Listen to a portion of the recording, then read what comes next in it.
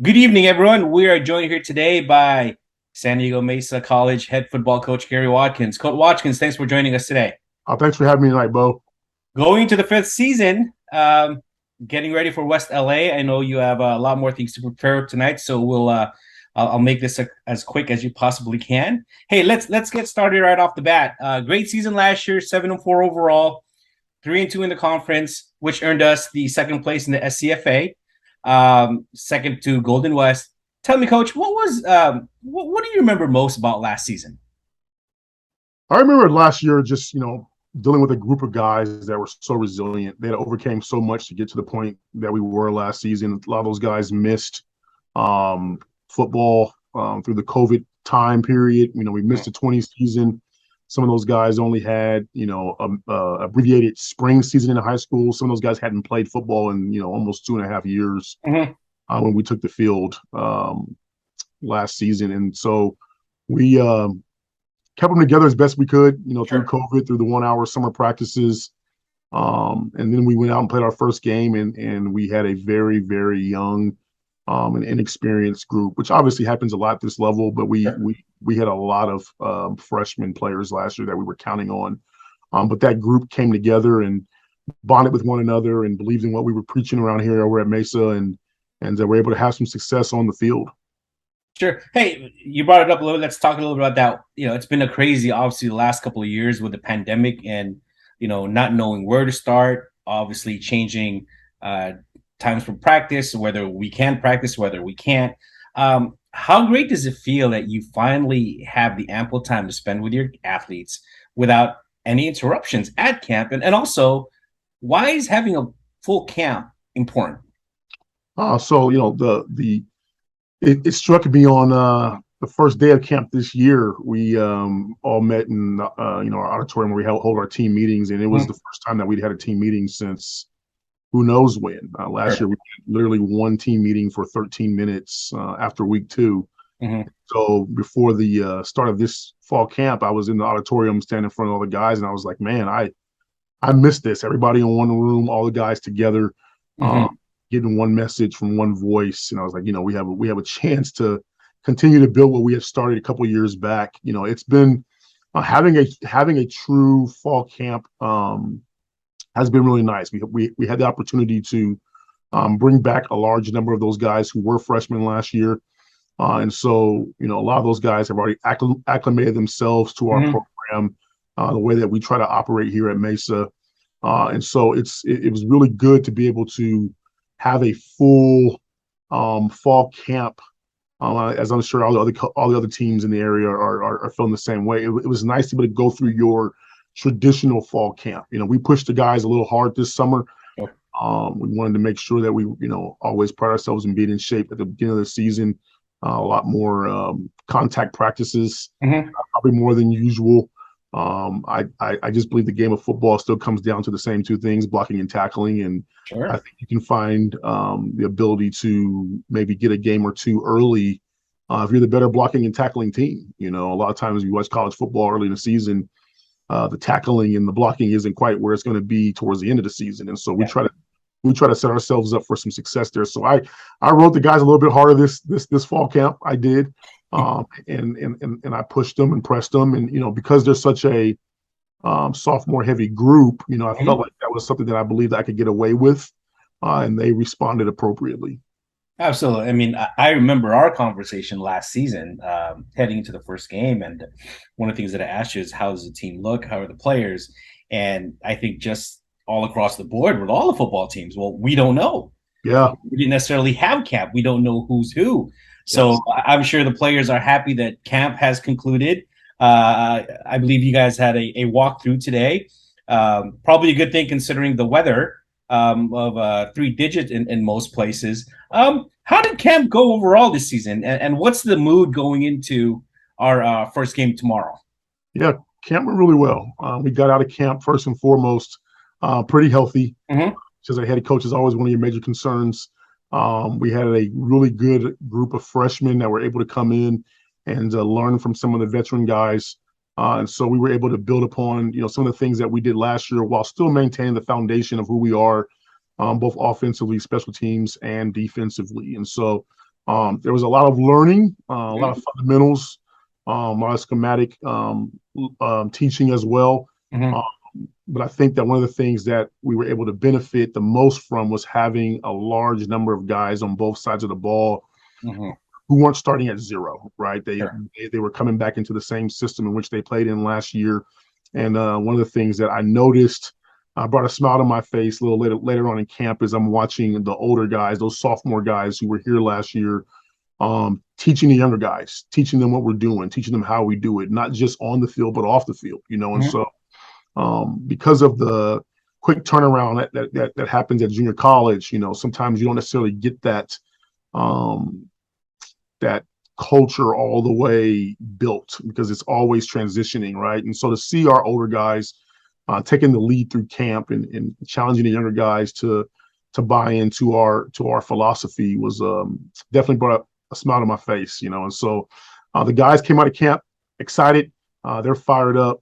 They're ready to go after. They're ready to go and compete against somebody else, which we'll have the opportunity to do tomorrow. Got it. No, that's definitely a good thing to see. Once you have players that have bought into the program, and then those players that have been here for a year or so now wants to be able to teach that to the newer players, that's where camaraderie builds. That's where these guys want to work together, right? Yeah.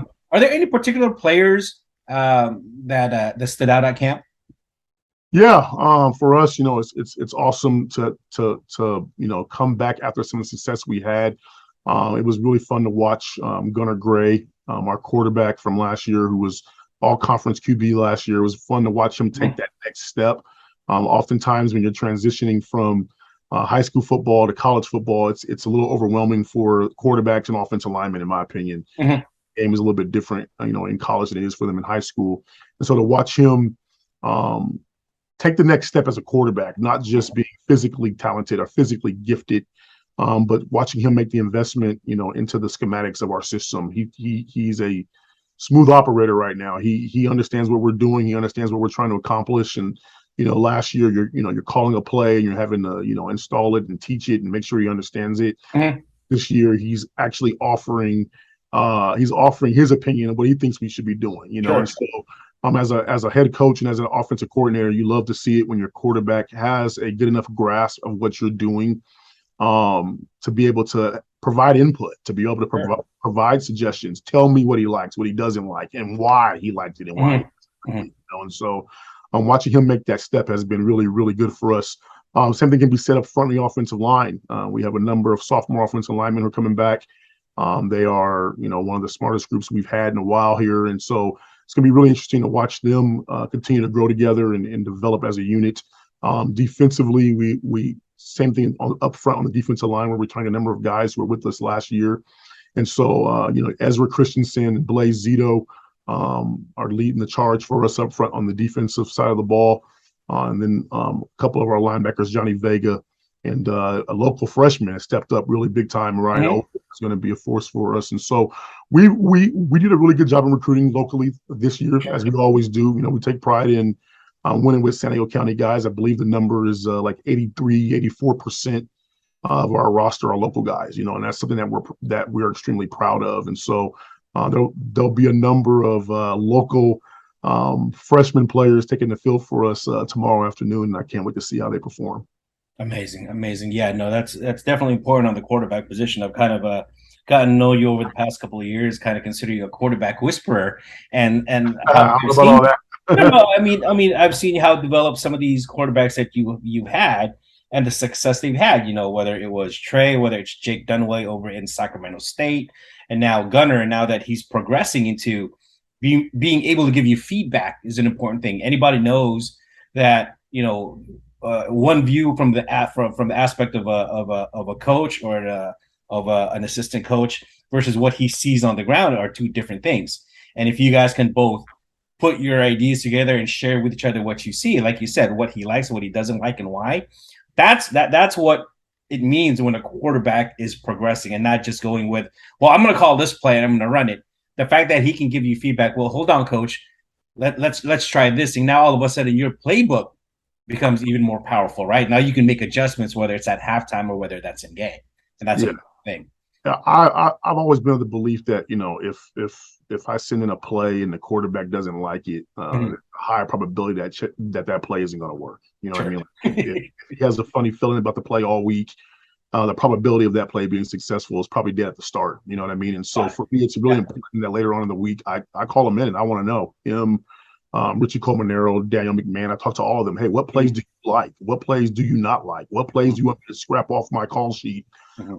It doesn't matter if I'm totally in love with the play and Mhm. spent 3 hours trying to design the play. It doesn't Mhm. matter. If he doesn't like it, it ain't gonna work, And so it's important to me that, I get to calls that he feels comfortable with, because our success rate is going to go up if that's the case. And so to see them all take that next step, and a lot of that's kudos to Brandon Archie, our quarterback coach. He's done a really good job of teaching them the defenses and teaching them the details of the play and getting them ready. And one of the things that we talked to them about in the spring is that we want them to be able to see the game the way we see it. Like I literally want them to almost be in my head when I send a play call in. Mhm.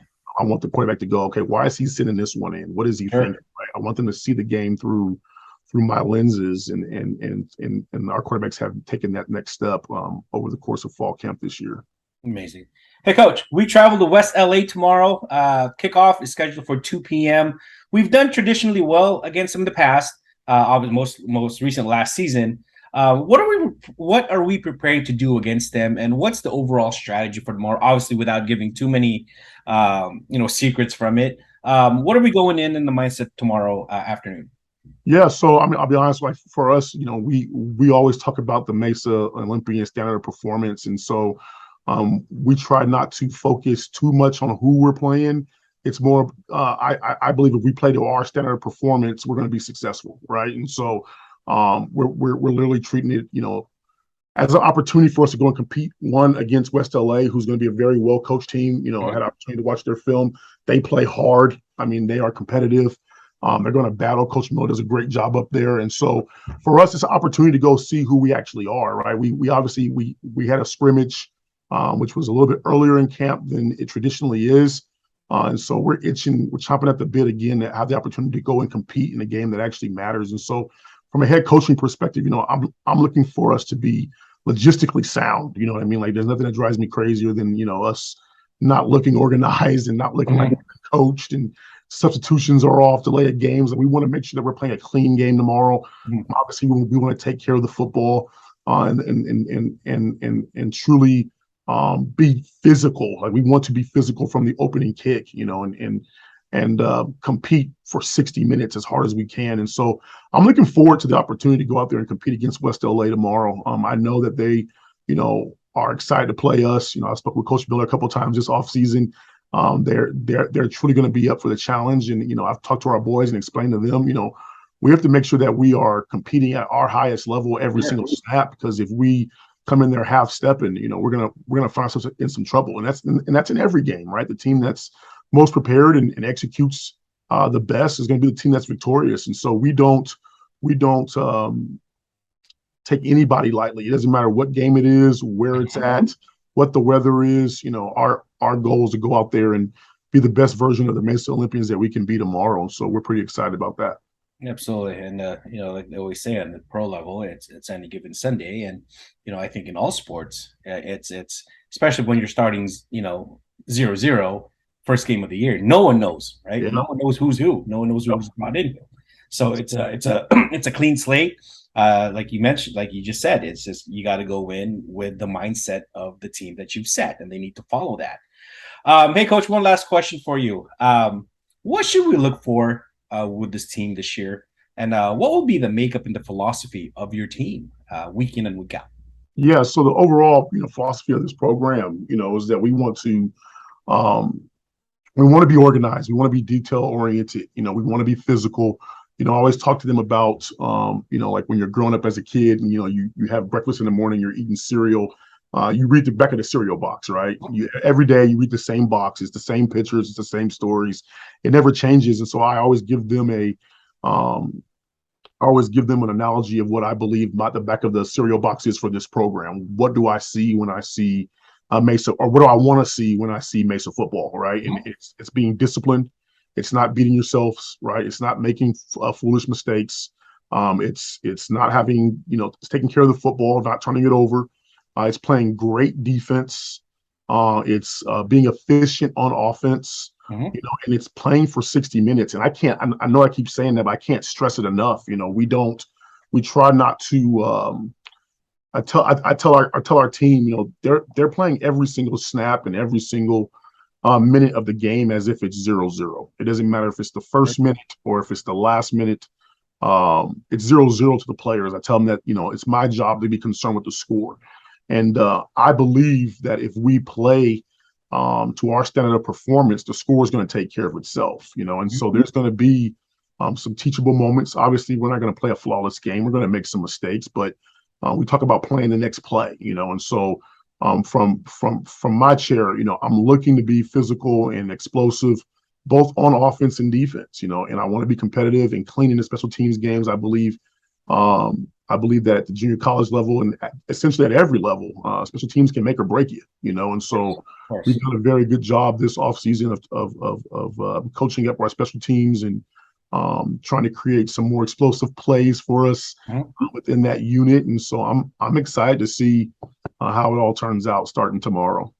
Awesome. Well, Coach, I'm going to let you go. I know you're busy, and I'm sure you guys still have a couple of things to go through before taking off for tomorrow. Once again, San Diego Mesa College versus West LA College at 2 p.m. kickoff. Coach, have a safe trip up. Good luck, and let's go get them. Thank you. I appreciate it.